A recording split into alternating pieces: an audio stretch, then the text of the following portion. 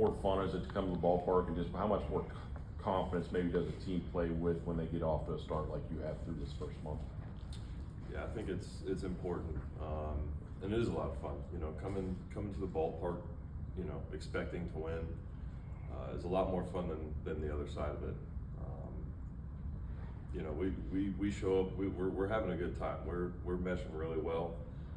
Vibes are high. We're playing well, which is important. But you know, keeping it loose, and even when we lose, you know, we're coming in the next day like, all right, we're gonna win this one.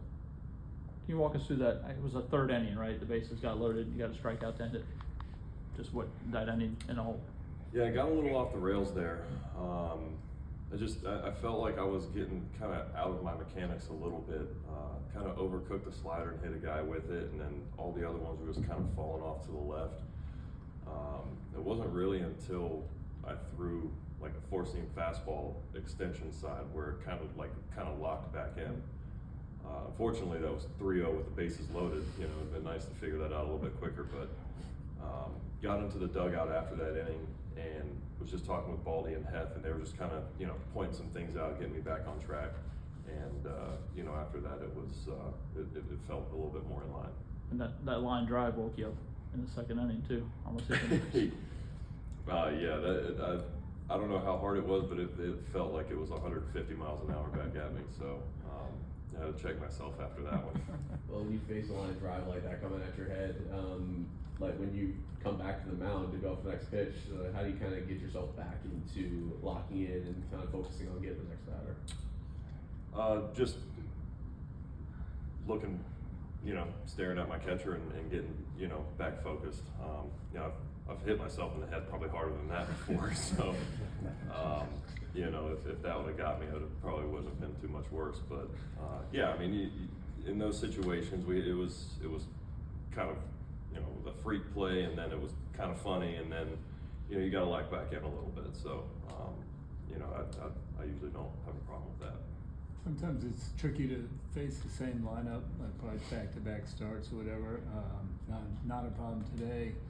Were there any adjustments you need to make, or like what, you know, take me through kind of the preparation and execution?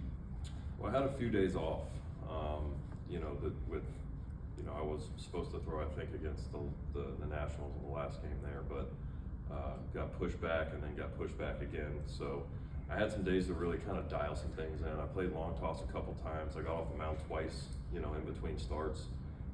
Was really able to kind of dial some things in and get some extra work. It almost felt like I was in spring training again, where it was like, you know, I pitched, took a couple days off, got off the mound, took a couple days off, got off the mound again, and was just able to kind of focus on some pitching stuff that I knew I needed to kind of clean up. So, and then again with the game planning stuff, that's, you know, I leave that up to Baldy, and you know, he did a really good job of, you know, executing and game plan, and you know, that again, that third inning kind of got off the rails, and he kind of knew how to get me back on track, and then after that, you know, we just kind of stayed the course. That four-seamer you said, you know, outside, it kind of got you on track. Do you think Baldy knows you that well to know that maybe that's what might click? And then it, you know, this is two big strikeouts of Harper in a row in two back-to-back starts. Do your juices flow a little bit more there? And I know it went 3-0, but just to lock in, did that help as well? Yeah, I mean, you're talking about one of the biggest names, one of the best hitters in the league. You know, bases loaded, we got 2 outs. You know, I fall 3-0 to him. You know, climb back in to, you know, make it even. And again, you know, I gotta give credit to our fans too. You know, I throw 3-0 fastball for a strike, I hear him. 3-1 fastball for a strike, they get a little bit louder, and it's like, okay, let's, you know, don't ruin this moment. You know, and, you know, and you know, for me, I want to challenge guys. I'd rather lose a battle than lose it myself by walking them. So, you know, I just said, here's my best. That's all I can do. What does it do for your confidence to get a hitter like Bryce Harper in a 3-0 count with bases loaded, just to get yourself out of that jam? I think regardless of who's hitting in that situation, you know, getting out of that is big. You know, I got 3 outs and we were winning 3-0 after that. So this was more about just kind of doing what was right for the offense. You know, those guys have worked really hard. you know, and you don't wanna go up 3-0 and then go up 6-0 and, you know, especially early in the game, you can, if they scratch a couple runs across, they can kinda get back into this game, so, that was kind of a big moment to kinda shut down any, you know, momentum that they might have, you know, had, because again, you know, our offense has been clicking, they've been, you know, and they, you know, gave me 3-0 cushion pretty quick, so, you know, rewarding those guys is important as well. You've utilized your sinker a little more often these last few starts. I know Drake obviously is calling that pitch, but was that a pitch that you felt like you wanted to introduce more recently, or something you like about it right now against Phillies? I think it just kind of, we just kind of roll with it. There's some days where, you know, it's, if my sinker's working, we just kind of keep rolling with it. Same thing with the changeup. I felt like I had a pretty good changeup today. You know, I couldn't tell you the last time I threw 3 in a row, and we did. And, you know, I just think it's important to, you know, be able to throw all your pitches for strikes and have different looks for different guys. And, you know, the more quality strikes you can throw with as many pitches as you can, I think is gonna be an advantage for us. 100. You moved into 28th all-time on the strikeout list. I know you have a lot of accolades in your career, but what do those milestones mean to you to like continue to move up in baseball history? I definitely appreciate it. I know, you know, this game's been around a long time, and there's a lot of, you know, really big names on that list. And, you know, it's hard for me to put into words. It's hard for me to kind of wrap my head around. I still look at myself as some 12-year-old kid from Lakeland playing baseball. So I appreciate it, but, you know, I don't want to get too wrapped up in those things right now, because I know, you know, riding the wave can be dangerous. You take with the good with the bad, and you just keep working. So whether it's a good one or it's a bad one, I still got some work to do tomorrow. So, but I definitely do. I do appreciate it, and I'm thankful for, you know, being able to do that. Last one.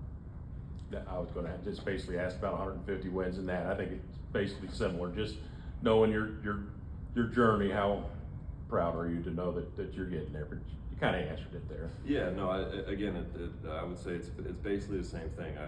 I really do appreciate it. I respect the history of this game. I respect the players that came before me and paved the way that I'm now walking down. You know, without those guys, I'm not here. And you know, it's one of those things. I tip my cap to those guys, because we got it a lot nicer than they did. And you know, so I'm just thankful for the opportunity, and I'm appreciative of the numbers and you know what they mean. But you know, those are things I think I'll look back on, you know, at the end of the season or even at the end of my career, and be able to kind of fully, you know, immerse myself in that. But right now, man, I'm still in the middle of a race. I got to keep running. So, but again, appreciative and very thankful. You've been building a bit of a bond with J.R. Ritchie since he's been coming up. How cool is it to see him have the debut that he had the other day? That was awesome. And this goes back even to last year when I was rehabbing in Gwinnett. And I mean, shoot, you can even ask my wife. I've been talking about him since last summer. You know, he's been impressive to me, just because you got a young guy who's, you know, a first-round pick, went through some struggles with injuries and stuff like that, and to come back. I mean, every time I stayed here in Atlanta and would drive to Gwinnett, and every time I showed up there, he was doing something. He was in the weight room. He was doing something to get better at baseball, and that's always gonna, you know, that's always gonna put some chips in my bag for me, anyways, for anybody.